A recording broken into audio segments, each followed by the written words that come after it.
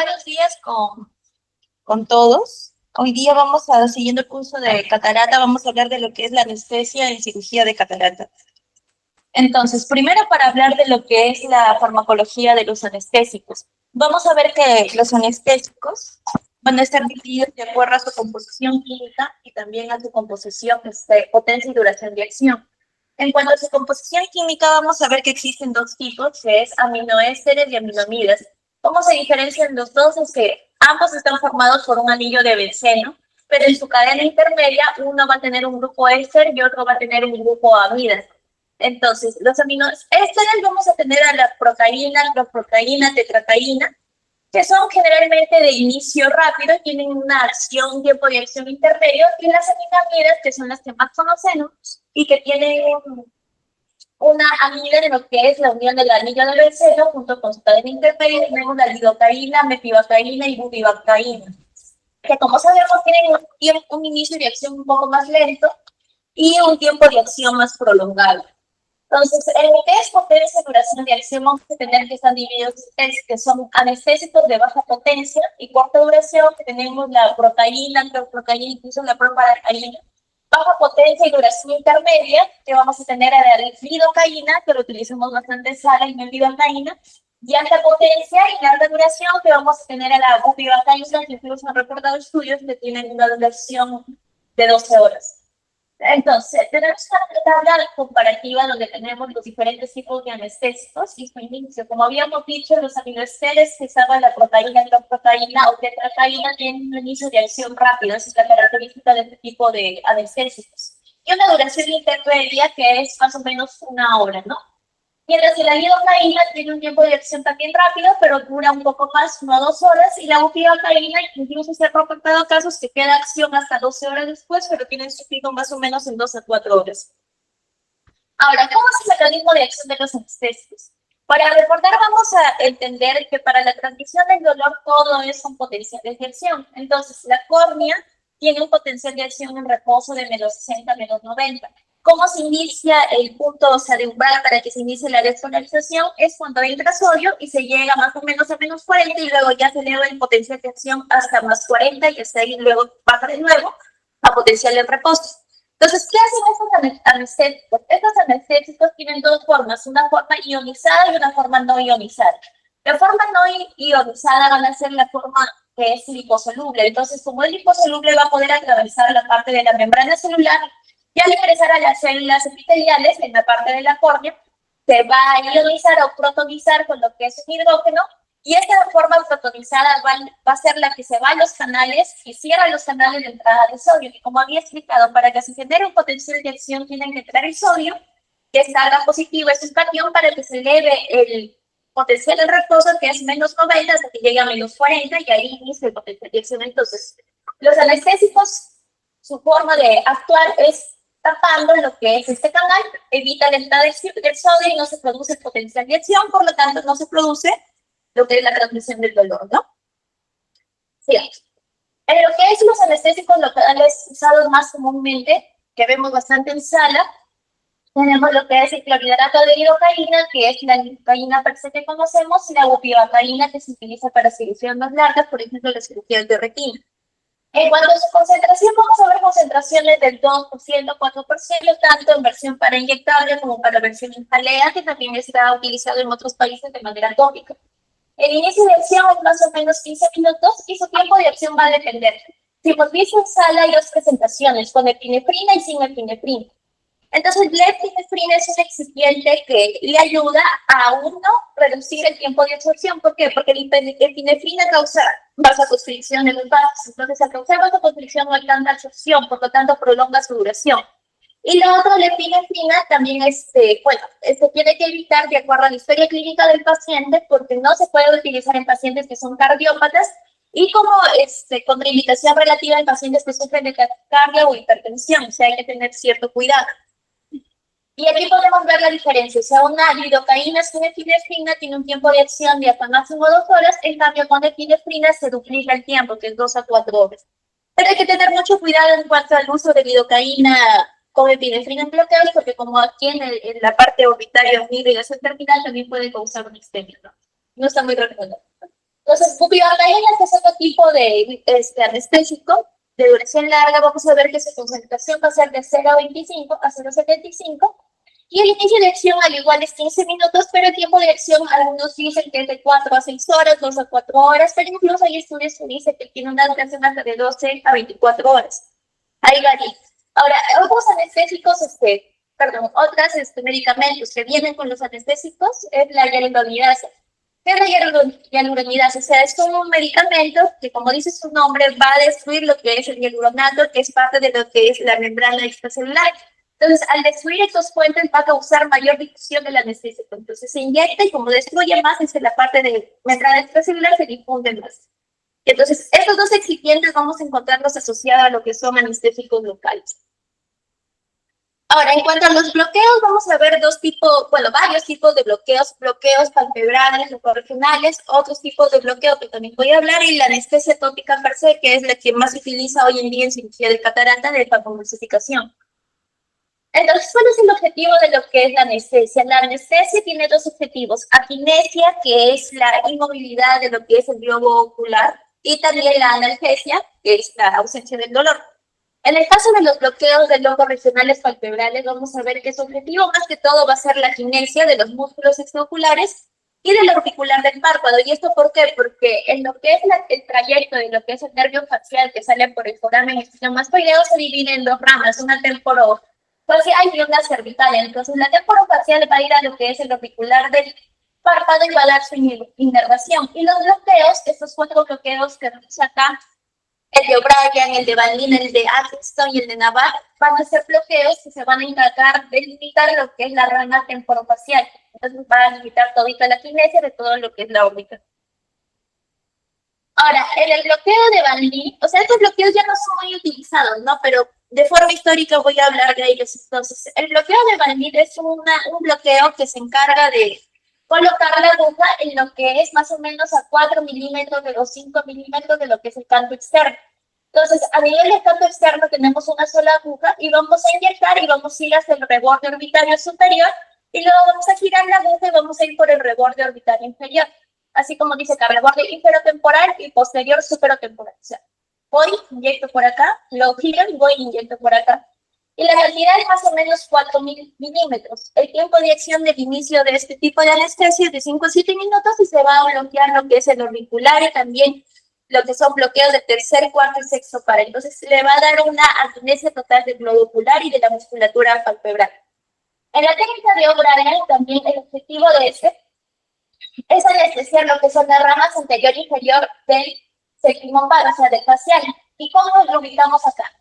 Vamos a pedir al paciente, por ejemplo, que abre y cierre la boca y vamos a palpar delante de lo que es el trago de la oreja, más o menos 2 dedos del cóndilo. Y al palpar el cóndilo se va a inyectar ahí la anestesia y se inyecta más o menos 5 mililitros con una aguja de 25 de una pulgada. La cantidad varía 2 a 3 o 2 a 5. Y el tiempo de acción son 7 minutos, al igual que la otra. Y como vemos, también va a disminuir la kinesia del globo ocular y también lo que es la musculatura del orbicular y del párpado. Y bueno, no he encontrado una fotografía de ese tipo de técnica porque es poco antigua, pero el método de Atkinson también consiste en bloquear lo que es el sexto par en un punto medio desde su origen, que es el agujero estenomastoideo que ya habíamos visto en la anterior imagen, y el músculo auricular. Entonces, la técnica de esto es palpar en el paciente lo que es el reborde del cigomático, que podemos verlo acá. Palpamos el reborde del cigomático, pero ese no es tan cerca a lo que es el trago, borde inferior, y luego vamos a ir por el borde inferior del cigomático y luego vamos a atravesar el cigomático y nos vamos a dirigir hasta el arco superior de la oreja. O sea, a diferencia del anterior, que se va ese solo directamente sobre el cóndilo, inyectamos y nos vamos hacia la oreja. Ese es el bloqueo de Atkinson. Y la aguja es de 23 Gauss con 1.5 pulgadas de largo. El volumen es menor y este es de 3 milímetros. Ahora, estos son cuanto a los bloqueos del ocular y del párpado. Hay otros tipos de bloqueos locorregionales propiamente oculares, que son los que hemos visto y hemos utilizado aquí dentro del hospital. Anestesia retrovulvar, anestesia perivulvar y anestesia subperineal. Entonces, cada uno tiene sus indicaciones, cada uno tiene sus pros y sus contras, y vamos a hablar de ellos. El objetivo de este tipo de anestesia es igual la kinesia, pero a diferencia de las anteriores que da una kinesia total, este va a dar una kinesia parcial, o sea, se va a poder mover el ojo y eso les voy a explicar por qué. Entonces, este es un bloqueo del tercero, del cuarto y del sexto párpado. Y el retrovulvar va a ser dentro del cono muscular. Ahorita vamos a ver eso. En cuanto a las ventajas e inconvenientes de la anestesia retrovulvar, lo bueno es que es muy efectiva. En cuanto a la comparación de los otros tres bloqueos que mencioné, ese da más aquinesia. Y necesita un menor volumen porque como es intraconal, no hay mucho espacio que inyectar, ¿no? Y consigue una kinesia casi completa y rápida. Más o menos la kinesia empieza a los 3 o 5 minutos y, bueno, puede durar varias, 2 a 4 horas. Inconvenientes es que hay riesgos de complicaciones, la recuperación visual es más lenta, como van a ver cuando inyectan una anestesia retrovulvar genera dosis, a veces esas dosis puede ser temporal o permanente, o cuando nosotros inyectamos, como estamos intraconal, podemos ver un músculo y ese músculo puede al final tener una alteración y puede causar una diplopía temporal o permanente. Y si el paciente toma algún anticoagulante, hay más riesgo de producir una hemorragia retrovulvar, que también vamos a ver después, y la necesidad de oclusión del ojo intervenido, eso sí, porque después de que colocas tienes que mantener la presión y una presión sobre el globo ocular y esa presión es de más o menos 10 minutos. Entonces, la técnica primero para entender es que la anestesia retrovulvar va a ser dentro del cono, o sea, dentro de lo que son estos músculos. Aquí se inyecta la anestesia. Ahora, ¿por qué produce una kinesia parcial? Porque recordemos que dentro del cono muscular van a estar todos los músculos excepto el oblicuo inferior. Entonces, el único movimiento que va a tener el paciente del oblicuo inferior es si se hace una adecuada anestesia retrovulvar. Ahora, el tipo de aguja que vamos a utilizar es de 27 grados con una longitud de 35. ¿Y cómo se va a colocar? Aquí, como vemos en la imagen, tenemos el ojito y lo vamos a dividir en 3 tercios. Vamos a inyectar la aguja, o sea, primero vamos a echar al paciente, vamos a pedir que nos mire directamente a la frente porque tiene que ser una posición neutra de la mirada para que disminuya el riesgo del área del nervio óptico. Entonces lo dividimos en 3 cuadrantes y vamos a colocar la aguja entre el tercio externo y los 2 tercios internos. Al inyectar la aguja vamos de forma recta y primero vamos a sentir un tope del septum y luego la parte del hueso superior. Entonces, una vez que sentimos eso, vamos a inclinar nuestra aguja más o menos 20 grados hacia arriba y 10 grados hacia adentro. Y ahí vamos a estar dentro del cono. Y una vez que estamos dentro del cono intraconal, vamos a inyectar un volumen de 3 a 5. Lo ideal sería 4 mililitros. No se puede inyectar más porque como este es un compartimento cerrado, puede causar varias complicaciones. Y luego que retiramos, dice que mientras retiramos podemos ir sacando también un poco de, colocando un poco de anestesia. Y luego que ya retiramos toda la aguja, tiene que hacerse presión. Y la presión no es 1 minuto, 2 minutos, sino son de 5 a 10 minutos. Bueno, la anestesia retrovulvar, ¿cuáles son las complicaciones? Este tipo de anestesia tiene las peores complicaciones en comparación con los otros tipos de anestesia de bloqueos. Vamos a ver que en pacientes, por ejemplo, anticoagulados que toman aspirina, etcétera, tienen una mayor incidencia de hemorragia retrovulvar. Ahora, esta incidencia es de 0.44 en un estudio de 12.500 casos. Y vamos a ver que en hemorragia retrovulvar podemos inyectar y podemos darle un vaso sanguíneo, tanto un vaso arterial como un vaso venoso. Y cuando le damos este vaso venoso, pues obviamente sangra. Y como es un compartimento cerrado, puede ocurrir el nervio óptico y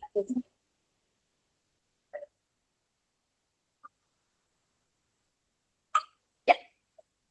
Bueno, en esta imagen podemos ver una de las complicaciones de la hemorragia retrovulvar porque puede hacer sangrar dentro del cono y puede irse tanto hasta la parte del compartimento anterior y se puede visualizar así como también una hemorragia subconjuntival. ¿Y cuáles son los síntomas o lo que se ve cuando pasa este tipo de complicación? Vamos a ver que vamos inyectando y el ojo se va a poner tenso, va a haber una proptosis y se va a compartimento anterior, va a haber una hemorragia subconjuntival bien marcada. ¿Y cuál es el tratamiento? Es ejercer presión y posponer la cirugía porque el globo ocular está muy hipertenso. Posponer la cirugía 2 a 3 días. Ahora, el incremento de la presión intraocular, como había dicho, como este es un compartimento cerrado y sangra, puede ser por causa de una hemorragia retrovulvar que obliga a posponer la cirugía, o porque la anestesia es conseguido el espacio subterráneo, que ese sí se puede operar, pero tenemos que esperar unos minutos. Y el manejo, como dice aquí, en el caso de que sea entrada la anestesia en el espacio subterráneo, es presión local y demorar las 10 a 15 minutos. Ahora, la otra complicación es lesión del nervio óptico. ¿Por qué? Porque como habíamos visto acá, este de acá es un espacio cerrado, o sea, nosotros inyectamos la anestesia aquí intraconal. Si nosotros inyectamos mucho volumen, lo que va a hacer es ocluir el nervio óptico. Entonces, uno, lo puede ocluir; dos, le podemos dar a una arteria que se encarga de la irrigación del nervio óptico y también puede causar ceguera. Entonces, esos son los dos tipos de las causas de la complicación del nervio óptico. Y uno hay que saber diagnosticarlo temprano, porque si no va a causar ceguera total. Otro tipo de complicación es la perforación ocular. Eso de aquí se puede evitar porque cuando nosotros inyectamos tenemos que colocar el bisel hacia arriba, o sea, así, porque si lo inyectamos así podemos perforar más el globo ocular, ¿no? Hay más probabilidad. Entonces, esta perforación ocular es un poco menos, bueno, no es tan frecuente, pero hay ciertas patologías que pueden incidir más en la frecuencia. Por ejemplo, ojos grandes, miopes altos con una longitud axial grande, o pacientes que tienen un adelgazamiento en la esclera, o incluso pacientes pues superados de desprendimiento de retina que tienen algún tipo de cerclaje, también hay mayor incidencia de perforación ocular. Es por eso que en estos tres tipos de pacientes se recomienda más la anestesia perivulvar. Ahora, hubo un estudio que decía que la perforación ocular es más o menos un paciente en 1000 inyecciones, pero en el caso de miopes, aquí en el mismo estudio se puede verse que es 1 en 140, entonces la diferencia es mucho mayor. Y alteraciones del sistema nervioso central, ¿por qué? Porque nosotros también al inyectar tenemos un reflejo, que es el reflejo oculocardíaco, que se puede activar incluso nada más con la presión del globo ocular y puede darle una bradicardia severa hasta paro, ¿no?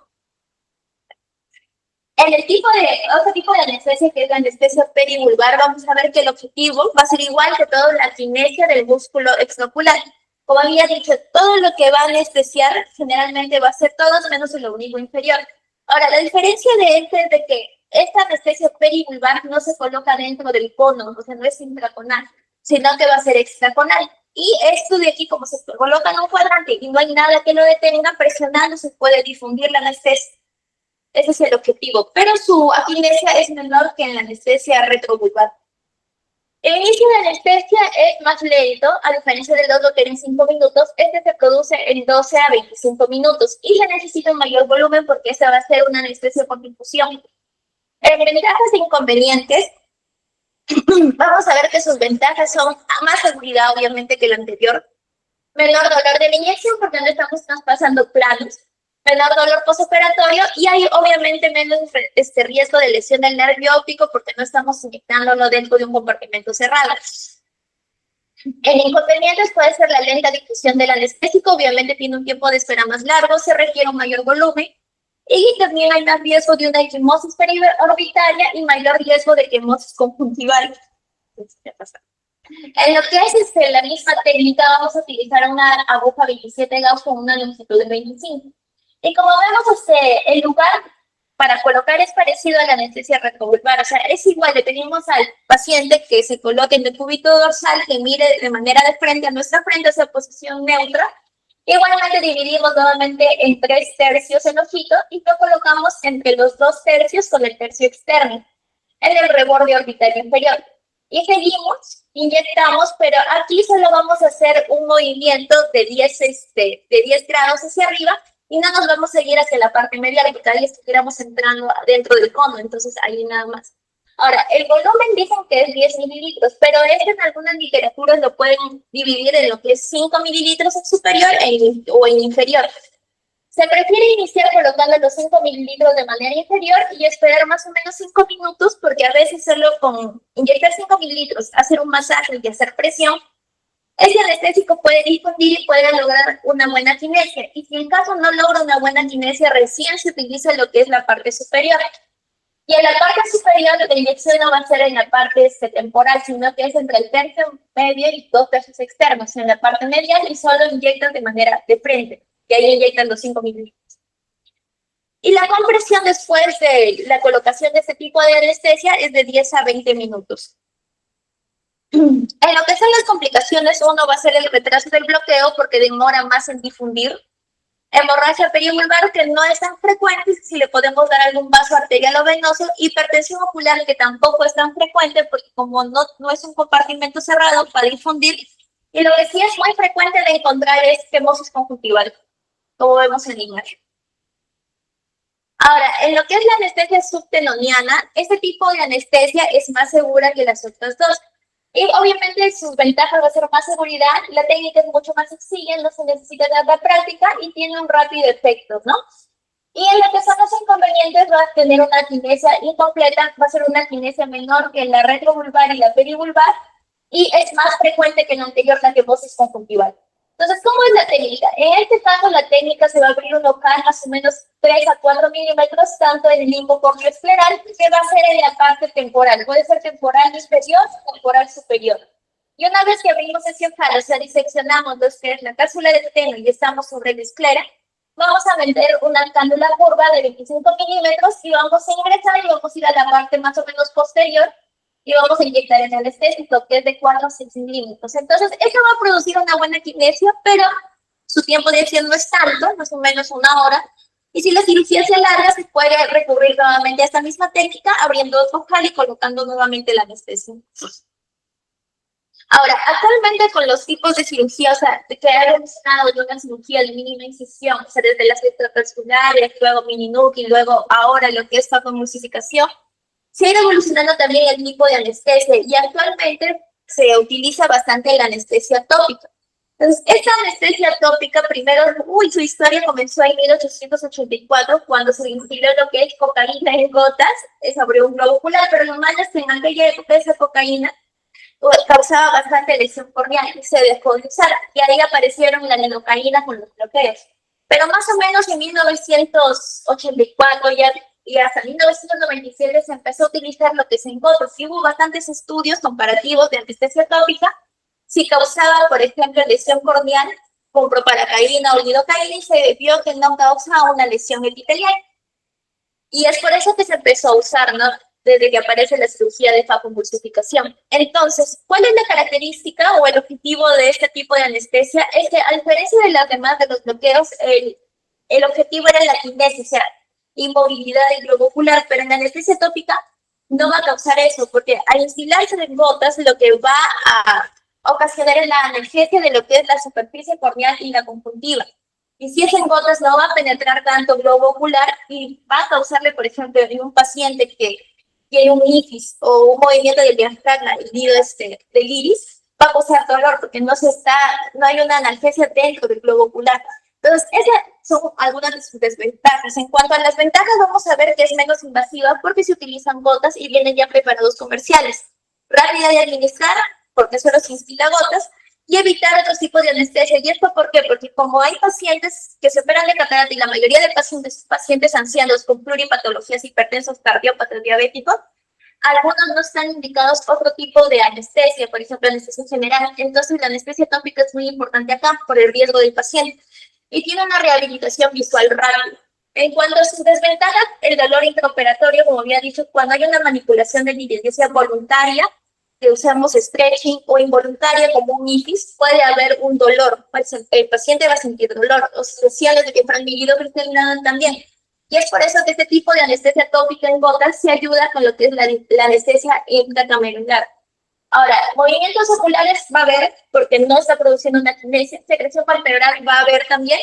Y bueno, lo malo es que necesita una anestesia de rescate, como había dicho, la anestesia intracameral o subtenoniana. En cuanto a la anestesia tópica, tiene contraindicaciones relativas. ¿Cuáles son contraindicaciones relativas? O sea, si vamos a operar a un paciente, el paciente va a estar consciente y solo se instila gotas para que sea una analgesia, mucho depende de lo que es el paciente. Por ejemplo, si el paciente tiene un temblor, esto va a depender de la pericia del cirujano. O sea, un temblor de un cirujano experto puede manejarlo, puede operar. Pero si el cirujano no es tan experto o el paciente tiembla mucho, no se puede realizar la cirugía y se tiene que pensar en otro tipo de anestesia. Ahora, sí, pues escoliosis también es una contraindicación relativa, porque pacientes que supuestamente en la evaluación preanestésica se tiene que hablar al paciente y ver si el paciente tolera media hora en decúbito dorsal, porque si no tolera debido a la escoliosis se tiene que pasar a otro tipo de anestesia, como anestesia general. Pacientes poco colaboradores, pacientes que no te colaboran, como no va a haber una quimese, tampoco se pueden operar, y pacientes jóvenes lo había leído porque cuando son jóvenes tienen más elevado el cortisol, entonces tienen más tendencia al dolor, y algunos pacientes con anestesia tópica igual les va a seguir doliendo, entonces se tiene que utilizar anestesia de rescate. Ahora, en la tenemos dos tipos de anestesias tópicas, la pura y la intratamedular. Entonces, la pura tenemos más usado proparacaína, tetracaína y lidocaína.